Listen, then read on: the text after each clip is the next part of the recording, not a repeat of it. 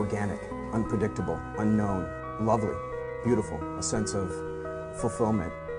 This is part of the pleasures of life and not the chores of life.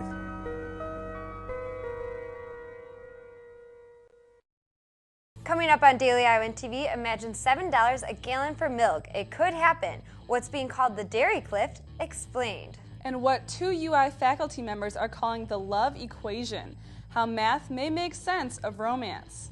And in sports, full highlights from another impressive home hoops win in Carver. All that and much more is coming up. Daily Iowan TV starts now.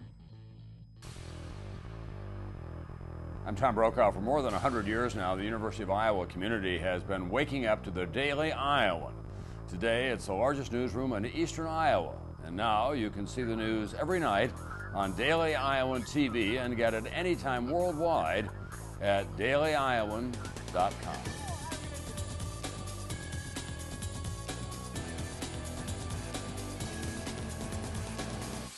Hello and welcome to this edition of Daily Iowan TV. I'm Mary LaPlaca. And I'm Bimschleger. 2013 has been the year of the cliffs, starting with the fiscal cliff and now ending with the dairy cliff. Today I looked into what could happen if Congress sits on that dairy cliff too long. Many people start their day with a bowl of cereal and some milk. It's a cheap and quick fix for breakfast. But all that might change if Congress doesn't act on the Farm Bill by New Year's Day. No action could result in prices for things like milk doubling to up to $7 for 1 gallon. The $80 billion Farm Bill, which since the Great Depression has helped farmers and the poor with affordable food, may now be getting taken away in yet another effort to cut spending in America. The effect of this change could reach almost every American, but the greatest effect will come to those on food stamps. Food stamps will face a cut of somewhere between $4 and $40 billion in the Farm Bill. This comes on the heels of the $5 billion cutback that already hit food stamps earlier this month.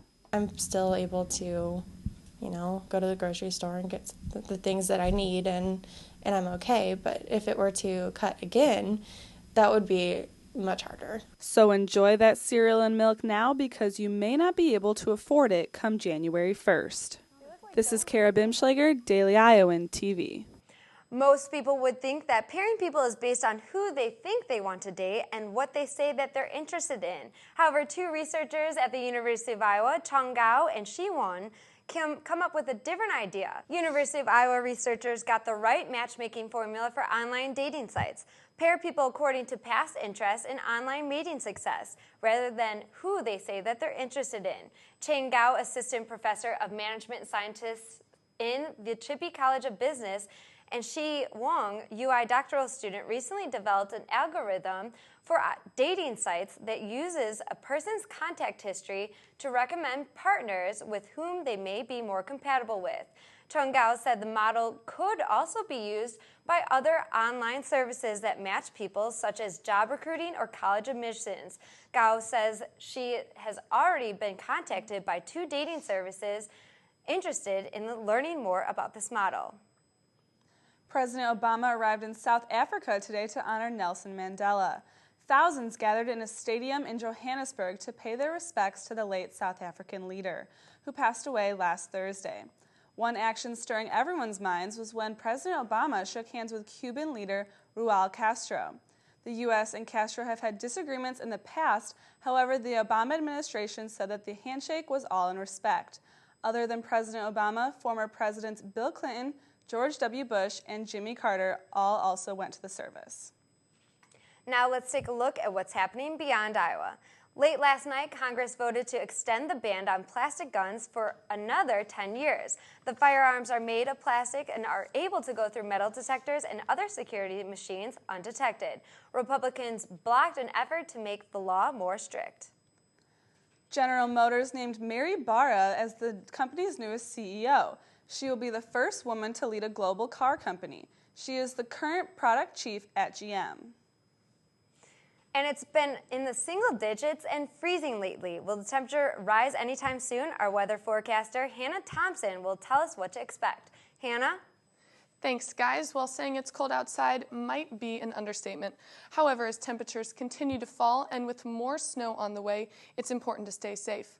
Tomorrow morning will only be 6 degrees with a 30% chance of snow. Afternoon will have a high of 6 degrees as well, but the low will be -7.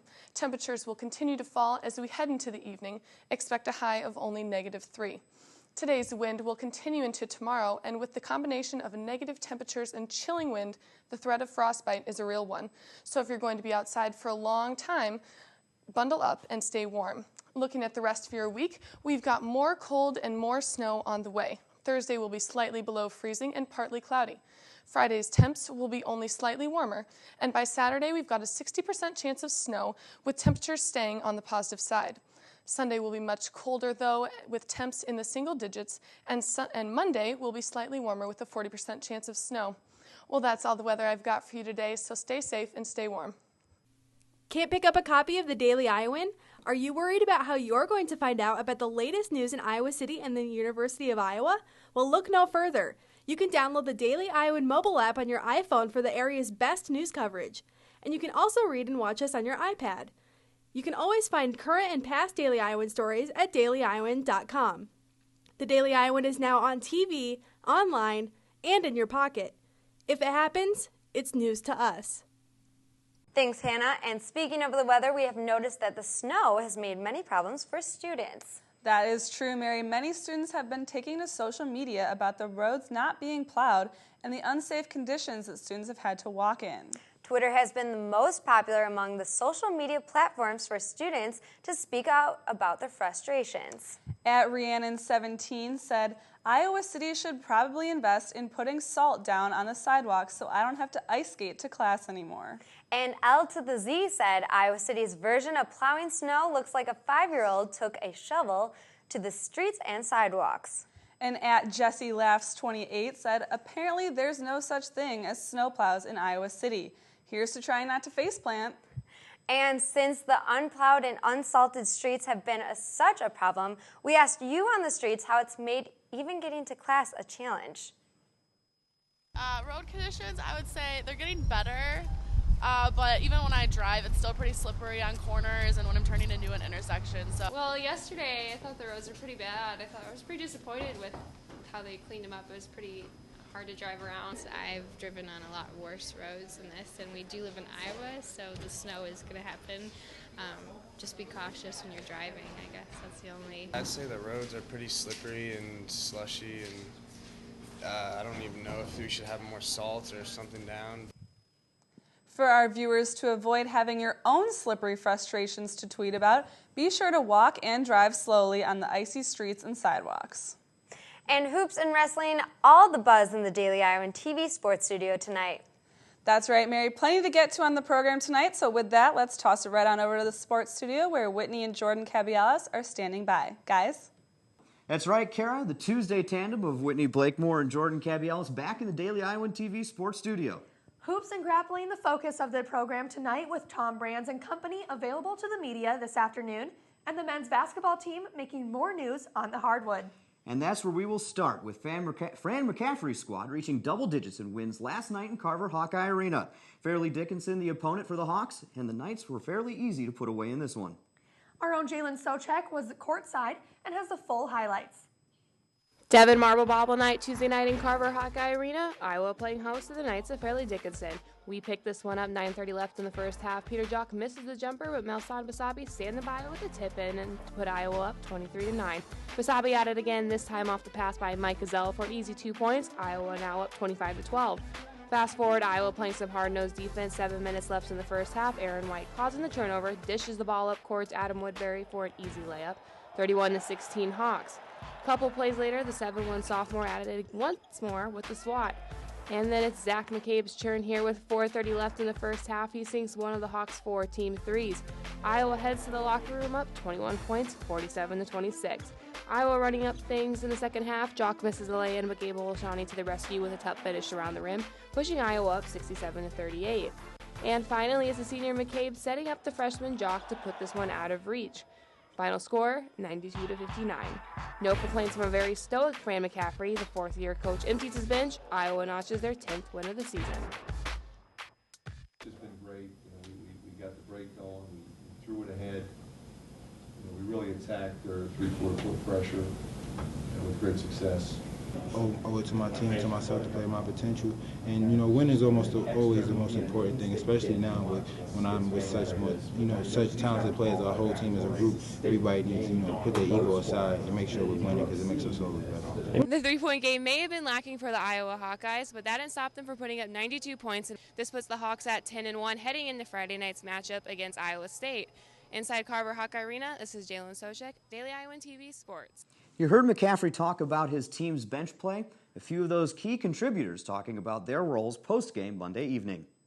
Coach always talks to me as a freshman. He gives me a lot of confidence as a freshman to get a green light, and I just take that as a good opportunity and just go out there and play my game. So. We really attacked them on the glass, and we really attacked them in transition. Those are two areas we're really focused on, and I think we did a good job of containing. Done what they can do with it. I think it's always important. Coming into the season, coach is going to play a lot of guys, so it's nothing about I'm not going to get my minutes.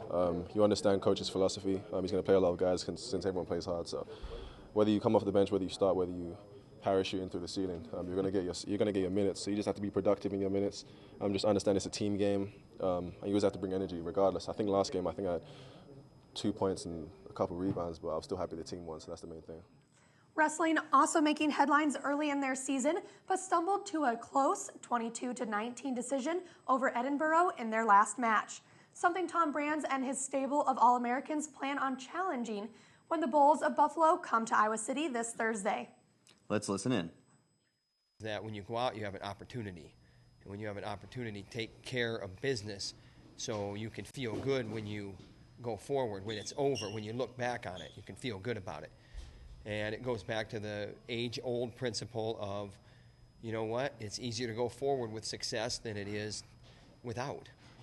I don't know if I look to take it out on the next opponent, but the opponent's definitely, that's the next person in front of you, so they're probably going to get a little bit of it, but the biggest thing is that I don't have to wait that long to wrestle shop again, because I'll probably see them at Midland, so, that's exciting. That's motivating. Just wrestle hard in all situations, maybe get into offense a little more in the start of the matches, but if I'm wrestling hard for 7 minutes, I can do pretty well, no matter which weight I'm at. Unfortunately, that is all the time we have on the program tonight, but be sure to check us out tomorrow for more sound from several Iowa football players about their January bowl trip, as well as Lisa Bluter and her top 25 Iowa Hawkeyes. But for now, Mary, Kara, back to you at the desk, right after this.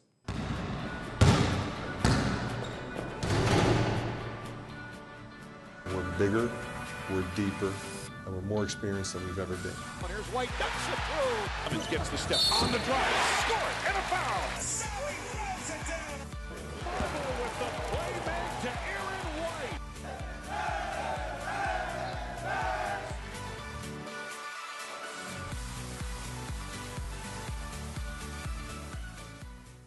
And only with Daily Iowan TV can you get an inside look into Wednesday's pages of the Daily Iowan. Learn how Iowa City celebrated Human Rights Day. And read why the Johnson County supervisors are discussing the legalization of marijuana. Well, that's tonight's edition of Daily Iowan TV. Be sure to watch us tomorrow or anytime online at dailyiowan.com. Thanks for watching, and you stay classy, Iowa City.